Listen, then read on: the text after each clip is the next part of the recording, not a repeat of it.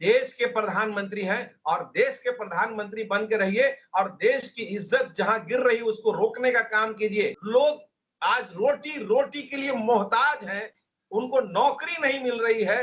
हालात इतने बद से बदतर हो रहे हैं कि 2-4 महीने में अनारकी इतनी फैलेगी कि खड़ी दुकान में लोग लूटेंगे और पैसा रहेगा नहीं तो जगह देंगे कैसे? ये हालात बनते जा रहे हैं।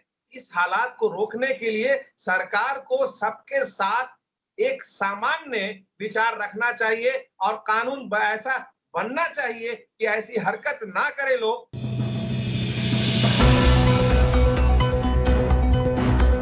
आदाब, नमस्कार, अस्सलाम वालेकुम नाज़रीन। पल पल न्यूज़ के न्यूज़ रूम से मैं हूं आपके साथ नदीम अकरम। यूं तो भारतीय जनता पार्टी मौजूदा सरकार को गलवान घाटी खाली करवानी थी, लद्दाख की घाटी खाली करवानी थी, पर इन दिनों सिर्फ एक तरफा राजनीति करती हुई भारतीय जनता पार्टी नजर आ रही है। कांग्रेस को नोटिस पे नोटिस दिए जा रहे हैं और कल जिस तरीके की घटना घटी है उससे ये साफ हो चुका है कि एक बदले की भावना में चल रही है भारतीय जनता पार्टी, जो नोटिस कल प्रियंका गांधी को दिया गया है। इसी पर हमसे बात करने के लिए एआईसीसी के मेंबर इंतखाब आलम साहब मौजूद हैं और मैं उनसे जानना चाहूंगा। इंतखाब साहब, यूं तो भारतीय जनता पार्टी को गलवान घाटी खाली करवानी थी, पर मकान खाली करने का नोटिस भेजा गया है। किस तरीके से देखते हैं इन चीजों को? बड़ा अच्छा एग्जाम्पल आप दिया, धन्यवाद आपका। आज सच्चाई ये है कि हमारी नेता पार्टी के जनरल सेक्रेटरी प्रियंका जी का मकान के लिए नोटिस दिया गया है, बल्कि 1 महीने का टाइम दिया गया है कि आप खाली आप कर दीजिए। देखिए, एक तो बिल्कुल हम कहना चाहते हैं कि ये बिल्कुल बदले की भावना है और सरकार के पास कुछ है नहीं कहने के लिए। सरकार अपने ऐप को छिपाने के लिए वो कहीं न कहीं इन मुद्दों को छेड़ती रहती है जो कांग्रेस के शीर्ष लोग, चाहे वो सोनिया गांधी का मामला हो, प्रियंका जी का मामला हो, राहुल गांधी जी का मामला हो, अहमद पटेल जी का मामला हो, इन मामले को लेकर के वो अपनी बात को माने जनता का जो मन है उसको भटकाव के लिए करने का काम किया जा रहा है। तो मूल मुद्दे से चूंकि इनके पास कुछ है नहीं बताने के लिए कि हमने वादा करके आए थे चुनाव के टाइम में कि हम रोजगार देंगे, हम इंडस्ट्री लगाएंगे, हम नौजवानों के भविष्य की बात करने आए थे, हम किसानों की बात करके आए थे, लेकिन वो मामले में कहीं कुछ नजर नहीं आ रहा है क्योंकि इनकी मंशा साफ नहीं है। देश प्रेमी है ही नहीं, ये सच्चाई ये है। मैं आपको साफ गोई से कहना चाहता हूं कि इनके इनके मन में कोई देश प्रेम नहीं है, वरना देश प्रेम की बात अगर रहती तो आह तो जरूर आती, तकलीफ जरूर होती। सैकड़ों लोग रोड पर चल करके मजदूर मर गए, इन्होंने श्रद्धांजलि तक अर्पित नहीं की। हम कहना चाहते हैं कि प्रियंका जी का जिस तरह से मकान को खाली किया गया, आप देख ले सकते हैं कि जिसकी दादी प्रधानमंत्री, जिसके बाप प्रधानमंत्री इस देश के रहे और दोनों आदमी की जान इससे देश में अपने कर्तव्यों को पालन करते हुए शहीद हो गए और उसकी पोती के साथ, उसकी बेटी के साथ इतना घिनौना काम हो रहा है। इतनी एक छोटा सा मकान कोई मतलब नहीं है। आपको याद दिला दें कि पंडित जवाहरलाल नेहरू जो अपना मकान था आनंद भवन के नाम से इलाहाबाद में दे दिया और कांग्रेस पार्टी ही एक ऐसी पार्टी रही है, पूरे देश में अगर आप सर्वे कर लें तो हमारे पूर्वज जो स्वतंत्रता संग्राम आंदोलन में शहीद हुए, हिंदुस्तान को आजाद कराया, अपने अपने राज्यों में, अपने अपने जिले में बेशुमार जमीन दान देने का काम किया। जहां कांग्रेस का दफ्तर है, जहां आश्रम है, जहां नेहरू केंद्र है, गांधी केंद्र है और सद्भावना का एक माहौल उन राज्यों में, उन जिलों में आज भी स्थापित है। वो नमूना है आज। इनके पास कहीं कुछ है नहीं कहने सुनने के लिए, तो इन मुद्दों को छेड़ देते हैं। आज छेड़ के प्रियंका जी को नोटिस ताकि जनता का ध्यान चला जाए और ये कहने के लिए कि कांग्रेस कार्यकर्ता के मनोबल को तोड़ने के लिए कि प्रियंका जी पर जब हाथ सरकार डाल सकती है तो आम आवाम का और जनता का और कांग्रेसी कार्यकर्ता की क्या हैसियत है। इसलिए हम साफ गोई से कहना चाहते हैं कि घिनौना और बदले की भावना की राजनीति हो रही है देश में। क्योंकि मैं एक सवाल आपसे यहाँ ये भी लेना चाहूंगा, क्योंकि कांग्रेस की ही नेत्री हैं अलका लांबा, उन्होंने भी कल ट्विटर पर साफ तौर पर लिखा कि मकान खाली करने का नोटिस देकर के भारतीय जनता पार्टी जो है वो प्रियंका गांधी की हत्या की साजिशें रच रही हैं। क्या आपको भी इसी तरीके की संभावनाएं लगती हैं जिस तरीके का बयान अलका लांबा ने दिया है? देखिए, हम कहना चाहते हैं आपके माध्यम से देशवासी को कि जिस दिन एसपीजी का मामला हटाया गया, सोनिया गांधी जी के निवास से, मनमोहन जी के निवास से, राहुल जी के निवास से और प्रियंका गांधी जी के निवास से जो एसपीजी का मामला हट गया, वही कहीं ना कहीं इन मामलों में आता है कि आप कितने संवेदनशील हैं इनकी सुरक्षा के लिए। सरकार नहीं चाहती है कि इन मामले को और ये सिक्योरिटी दी जाए।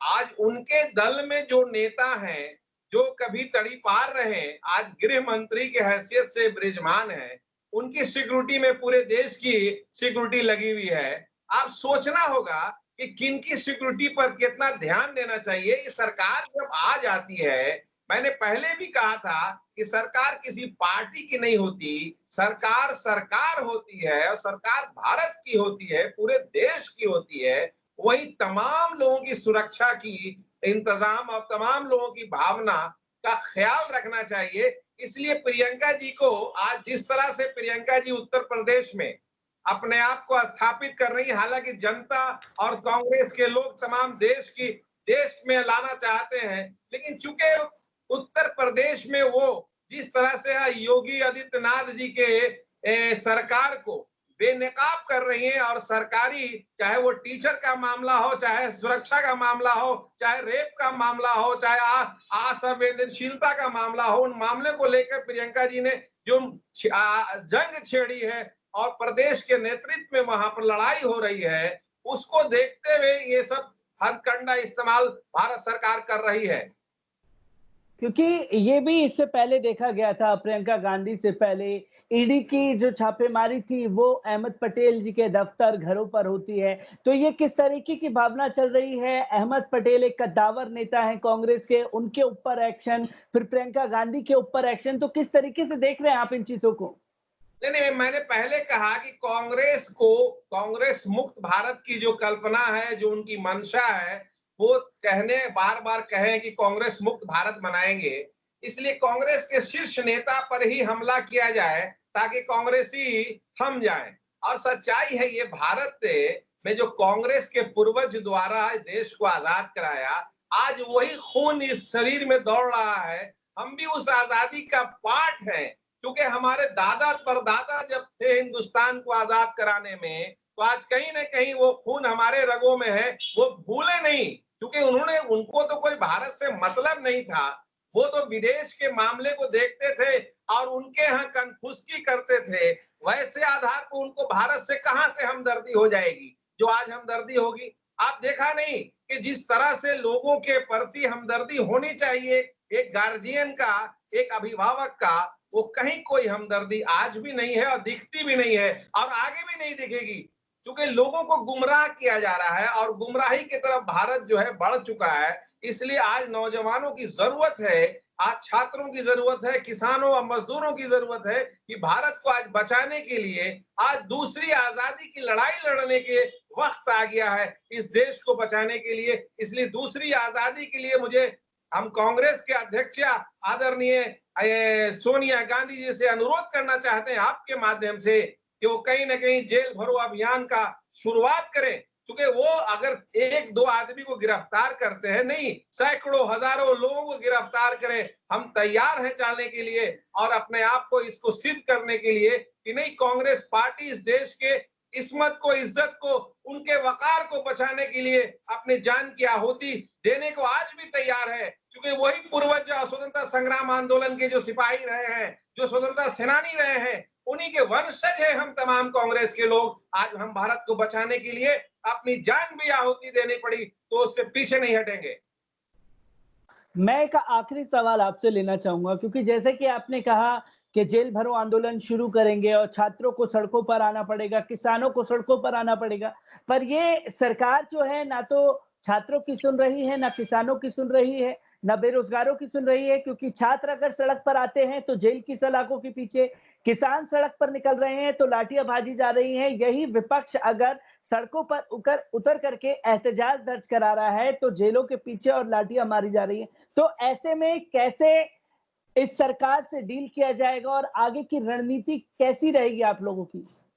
देखिए, जब हम इस देश को आजाद कराया हमारे पूर्वज, और पूर्वज जो देश को आजाद कराया, और उस आजादी में कहीं ना कहीं हम ब्रिटिशर से लड़ने का काम किए थे, और ब्रिटिश गवर्नमेंट का हूबहू जो नस्बुल आइन था, जो उनका तरीका था, उनको आज अपना करके काम किया जा रहा है कि जो राज्यों की पुलिस हो, उनके माध्यम से हमारे दमनकारी जो इनके जो शोषण है, वो दमन हर जगह हर राज्यों में हो रहा है, और पुलिस उनका मेन हथियार बना हुआ है।